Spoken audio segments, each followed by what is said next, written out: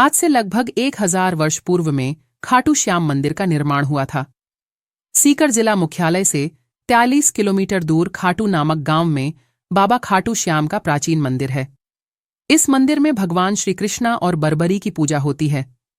खाटू श्याम में बर्बरी का सर है, जिसे बर्बरीक ने भगवान श्री कृष्णा के कहने पर दान कर दिया था। कलयुग में खाटू श्याम को श्री कृष्णा का अवतार माना जाता है। खाटू श्याम को हरे का सहारा कहा जाता है, क्योंकि जिसकी मनोकामना कहीं पूरी नहीं होती, उसको श्याम बाबा पूरी करते हैं। इस वीडियो में हम आपको खाटू श्याम का इतिहास, कहानी कथा और खाटू श्याम मंदिर कहाँ स्थित है, इसकी पूरी जानकारी देंगे। खाटू श्याम का इतिहास महाभारत काल से है। यह पांडुपुत्र भीम के पौत्र थे, जिनकी दानशीलता से खुश होकर भगवान श्री कृष्णा ने इनको कलयुग में अपने नाम से पूजनीय होने का आशीर्वाद दिया था। खाटू श्याम जी का नाम बचपन में बर्बरी था। घर परिवार, माता पिता और गुण सभी इनको बर्बरीक नाम से ही जानते थे। भगवान श्री कृष्णा ने इनको अपने घुंघरालू बालों की वजह से श्याम नाम दिया था। खाटू श्याम जी को श्याम बाबा, दोनों का नाथ, कलयुग का अवतार, शीश का दानी खाटू वाला, श्याम हरे का सहारा, लखदातार नील घोड़े का असवार खाटू, नरेश आदि नाम से भी जाना जाता है। खाटू श्याम को मोरबी नंदन भी कहा जाता है।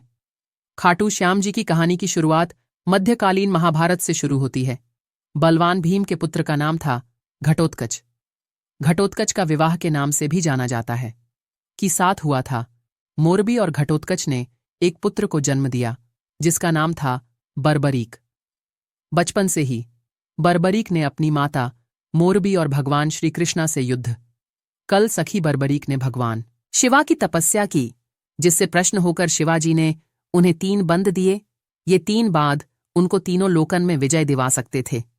यह वरदान प्रकार बर्बरीक बहुत खुश हुए।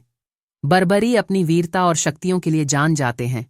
महाभारत कल में जब कौरव और पांडवों के बीच युद्ध शुरू होने वाला था, तब बर्बरीक अपनी माता के पास गए और युद्ध देखने की स्वीकृति मांगी। इस पर उनकी माता ने उनसे पूछा कि तुम किसकी तरफ से युद्ध लड़ोगे। इस पर बर्बरीक ने जवाब दिया, जो हारेगा मैं उसकी तरफ से युद्ध लड़ूंगा। माता से आजा मिलने के बाद बर्बरीक महाभारत का युद्ध देखने के लिए निकाल पड़े। भगवान श्री कृष्णा यह सब देख रहे थे। श्री कृष्णा हम जानते थे कि यदि बर्बरी को नहीं रोक गया तो युद्ध का परिणाम पलट देगा। रास्ते में जाते हुए बर्बरी को श्री कृष्णा ब्राह्मण का रूप धारण करके रोक और पूछा है, बालक, तुम अकेले या 3 बार लेकर कहाँ जा रहे हो? तब बर्बरीक ने जवाब दिया कि मैं महाभारत का युद्ध देखने जा रहा हूं और इस युद्ध में जो हारेगा मैं उसका साथ दूंगा। उपासपूर्वक श्री कृष्णा ने कहा, सिर्फ 3 बात के सहारे युद्ध लड़ने जा रहे हो, इसे तो 3 सैनिक भी नहीं मारेंगे।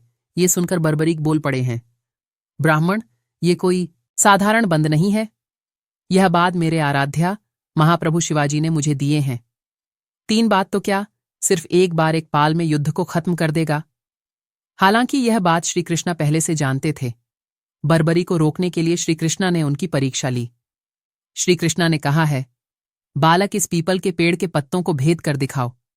तभी बर्बरीक ने एक बाड़ निकाला और अपने आराध्या का धन करते हुए बाध छोड़, जो पीपल के पेड़ के सभी पत्तों को भेजता हुआ निकाल गया। बर्बरीक ने ब्राह्मण से पूछा, आप कौन हो और मुझे क्या चाहते हो? इस पर उसे ब्राह्मण ने जवाब दिया कि मुझे दान चाहिए। क्या तुम दे सकते हो बर्बरी? इतने कहा, मैं गो आपको क्या चाहिए? तब ब्राह्मण ने उनका शीश दान में मांग लिया।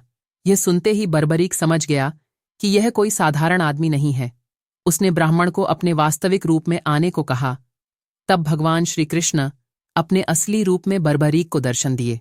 अपने गुरु को सामने प्रकार बर्बरीक धन्य हो गया।